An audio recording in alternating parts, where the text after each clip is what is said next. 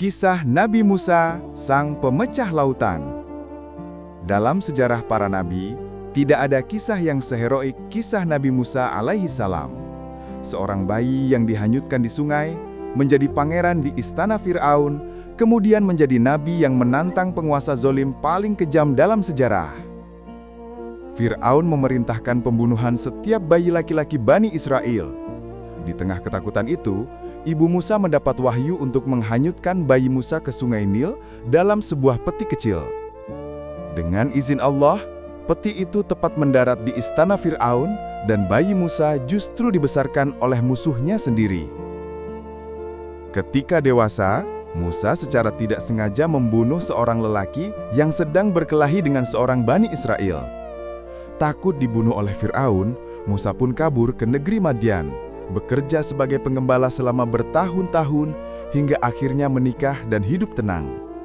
Namun, takdir besar menantinya. Saat dalam perjalanan, Musa melihat api di atas bukit. Ketika mendekat, ia mendengar suara, "Wahai Musa, sesungguhnya aku adalah Tuhanmu." Pada saat itu, Musa diangkat menjadi nabi dan rasul, serta diperintahkan kembali ke Mesir menghadapi Fir'aun. Musa dan Harun mendatangi Fir'aun, mengajaknya kepada tauhid, tetapi Fir'aun sombong dan menuduh Musa sebagai penyihir. Untuk membuktikan kebenaran, Allah memberi Musa 2 mujizat. Pertama, tongkat yang berubah menjadi ular besar. Kedua, tangan bercahaya tanpa cacat. Para penyihir Fir'aun pun akhirnya sujud beriman meski harus menghadapi kemarahan Fir'aun. Fir'aun terus mengejar Musa dan Bani Israel. Hingga suatu ketika, mereka terjebak di tepi laut. Bani Israel ketakutan. Musa berkata, "Sesungguhnya Tuhanku bersamaku, Dia pasti akan memberi petunjuk." Lalu, dengan perintah Allah, Musa memukulkan tongkatnya ke laut. Laut terbelah menjadi jalan besar dan Bani Israel selamat.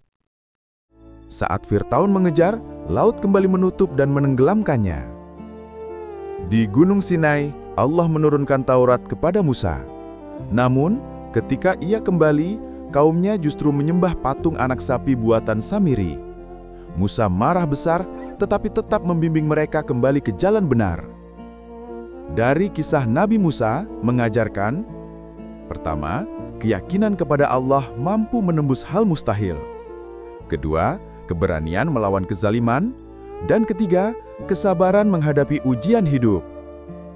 Nabi Musa adalah contoh bahwa seseorang yang awalnya hanyut di sungai pun bisa menjadi pemimpin besar jika Allah menolongnya.